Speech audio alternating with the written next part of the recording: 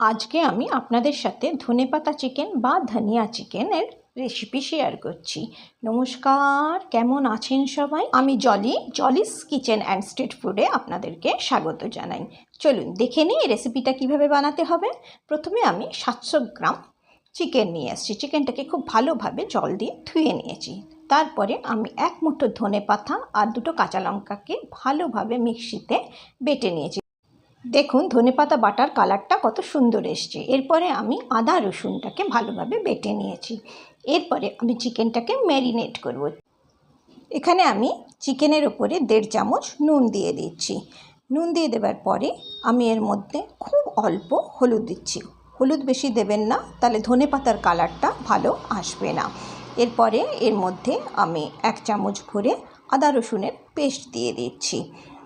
তারপরে আমি 2 চামচ ধনেপাতার পেস্ট দিয়ে দিচ্ছি। দিয়ে দেবার পরে আমি এর মধ্যে অর্ধেক লেবু রস দিয়ে দিচ্ছি। লেবুর রস দেবার সময় লেবুর বিচিগুলো ফেলে দেবেন। দেখুন এখানে দুটো বিচি আমার পড়ে গেছে লেবুর, আমি এটাকে উঠিয়ে ফেলে দিচ্ছি। ফেলে দেওয়ার পরে আমি সব কিছু খুব ভালোভাবে চিকেনের সাথে মিশিয়ে নিচ্ছি। দেখবেন চিকেনের মধ্যে যেন সব মশলা খুব ভালোভাবে লেগে যায়, তবেই চিকেনটা ম্যারিনেশন খুব ভালো হবে আর খেতেও খুব ভালো লাগবে। এরপরে আমি এটাকে ঢেকে 30 মিনিটের জন্য রেখে দিচ্ছি। 30 মিনিটের পরে আমি গ্যাস অন করে কড়াই চাপিয়ে দিয়েছি। তার মধ্যে আমি রিফাইন তেল নিয়েছি। সাদা তেলেরই ব্যবহার এখানে হবে। এই তেলের মধ্যে আমি 1 টুকরো বাটার দিয়ে দিচ্ছি। তারপরে একটা ছোটো এলাচ, 4টে লবঙ্গ দিয়ে দিচ্ছি। এরপরে এর মধ্যে 2 চামচ আমি কাঁচা লঙ্কা কুচোনো দিয়ে দিচ্ছি। তারপরে আমি 4টে বড় পেঁয়াজকে কুচিয়ে রেখেছিলাম, সেই পেঁয়াজ কুচোনোটা এর মধ্যে দিয়ে দিচ্ছি। দিয়ে আমি সব কিছু অল্প ভেজে নেব।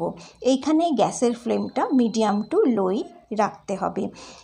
পেঁয়াজ ভাজা হবে, কিন্তু পেঁয়াজের মধ্যে যেন কোনো রকম রং না আসে, এইভাবেই ভাজতে হবে। দেখুন আমার পেঁয়াজটা অল্প ভাজা হয়ে গেছে। এখন আমি এর মধ্যে 1 চামচ আদা রসুনের পেস্ট দিয়ে দিচ্ছি। দেবার পরে আবার সব কিছু ভালোভাবে আমি ভেজে নিচ্ছি। ফ্লেম কিন্তু মিডিয়াম টু লোতেই আছে।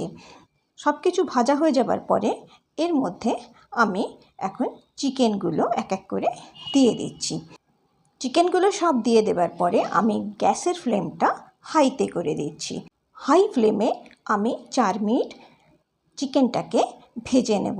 আমি যেভাবে বলছি ঠিক এইভাবে যদি আপনারা ধনিয়া পাতা চিকেন রান্না করেন, তাহলে দেখবেন চিকেনের কালারটা পুরো সবুজ আসবে আর খেতেও পুরো রেস্টুরেন্টের মতো হবে। দেখুন এখানে 4 মিনিট আমার চিকেন ভাজা হয়ে গেছে। এখন আমি এটাকে ঢেকে দিচ্ছি আর গ্যাসের ফ্লেমটা লোতে করে দিয়েছি। আমি 5 মিনিট পরে আবার ঢাকনা খুলেছি। দেখুন কতটা জল ছেড়েছে। আমি আবার এটাকে একটু নেড়ে চেড়ে আবার এটাকে ঢেকে আরও 5 মিনিট রেখে দিচ্ছি। 5 মিনিট পরে আমি ঢাকনা খুলেছি। দেখুন এখানে জল ছেড়েছে, কিন্তু আরও জল ছাড়বে আর চিকেনটা এখনও সেদ্ধ হয়নি, সেই জন্য আমি আবার ঢেকে দিয়েছি। ঢেকে 5 মিনিটের জন্য রেখেছি। 5 মিনিট পরে ঢাকনা খুলেছি। দেখুন কতটা জল বেরিয়েছে। এই সময় আমি 1 চামচ ভরে ধনের গুঁড়ো দিয়ে দিচ্ছি। দিয়ে সব কিছু খুব ভালোভাবে মিশিয়ে নিচ্ছি। দেখুন এখানে চিকেনগুলো কিন্তু খুব ভালোভাবে সেদ্ধ হয়ে গেছে আর হাড় থেকে ছেড়েও গেছে। এই সময় আমি ফ্লেমটাকে হাই করে দিয়েছি। দিয়ে জলটাকে একটুখানি আমি শুকিয়ে নেব। জলটা একটু শুকিয়ে গেলে আমি এর মধ্যে এই যে কাজুটা রেখেছি, এই কাজুটাকে আমি ভালো করে বেটে নেব। এই কাজু বাটাটা এর মধ্যে আমি এখন দিয়ে দিচ্ছি। দিয়ে খুব ভালোভাবে কাজু বাটাটা চিকেনের সাথে মিশিয়ে নিচ্ছি। এখানে আমি গ্যাসের ফ্লেমটা হাই করে দিয়েছি। দিয়ে চিকেন আর কাজু বাটাটা আমি একটুখানি ভেজে নেব। দেখুন এখানে কাজু বাটা থেকে অল্প তেল বেরোতে শুরু করেছে। এই সময় আমি ধনেপাতার পেস্টটা দিয়ে দিচ্ছি। দিয়ে সব কিছু খুব ভালোভাবে আমি মিশিয়ে নিচ্ছি। ধনেপাতা পেস্ট দেওয়ার পরে আমি কিন্তু গ্যাসের ফ্লেমটা আবার লোতে করে দিয়েছি। সব কিছু যখন খুব ভালোভাবে মিশে গেছে তখন আমি এর মধ্যে হাফ চামচ কালো নুন দিয়ে দিচ্ছি। কালো নুন দিলে কি হয়, খুব সুন্দর খেতে হয় আর গন্ধটাও খুব ভালো বেরোয়।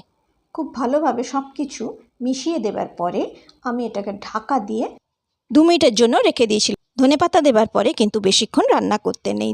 2 মিনিট পরে আমি ঢাকনা খুলেছি, তৈরি হয়ে গেল ধনেপাতা চিকেন। আজকের রেসিপিটি যদি আপনাদের ভালো লেগে থাকে তাহলে নিশ্চয়ই আমার চ্যানেলটিকে সাবস্ক্রাইব করবেন, বন্ধুদের সাথে শেয়ার করবেন আর একটি লাইক নিশ্চয়ই করবেন। দেখুন কত সুন্দর কালার এসছে, পুরো সবুজ ধনেপাতার রঙই আপনি চিকেনের মধ্যে পাবেন। এটা দেখতে যত সুন্দর হয়েছিল খেতেও কিন্তু ততটাই সুস্বাদু হয়েছিল। আপনারা নিশ্চয়ই ঘরে একবার বানাবেন, আমি যেভাবে বললাম ঠিক সেইভাবেই বানাবেন, তারপরে আমাকে কমেন্ট করে জানাবেন। আপনারা সবাই খুব ভালো থাকবেন, সুস্থ থাকবেন, সাবধানে থাকবেন।